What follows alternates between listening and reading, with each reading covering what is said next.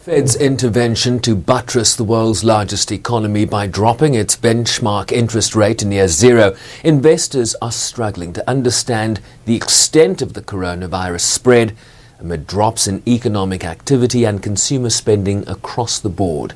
This as business analysts started warning of steep job cuts, particularly in the airline and service sectors like hotels.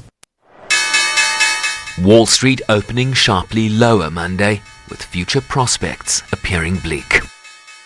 The virus presents significant economic challenges. Like others, we expect that the illness and the measures now being put in place to stem its spread will have a significant effect on economic activity in the near term. Those in travel, tourism, and hospitality industries are already seeing a sharp drop in business. In addition, the effects of the outbreak are restraining economic activity in many foreign economies, which is causing difficulties for U.S. industries that rely on global supply chains. Major retailers, including Apple and Nike, announced store closures while schools, restaurants and bars, Broadway and movie theaters in New York City have been ordered shut. A growing list of companies, including the United Nations, ordering staff to telecommute, with similar moves being implemented in multiple states across the country. We are with a challenge and a crisis that we have never seen in our lifetimes, and it has only just begun. It is quite clear that this crisis is growing intensely. I spent much of the day with our public health team going over a variety of projections, going over information from the experiences of other parts of the world, and details of what we've seen here in New York City. I am very, very concerned that we see a rapid spread of this disease, and it is time to take more dramatic measures. More generally, the population has been urged to stay home, particularly high-risk groups over the age of 65.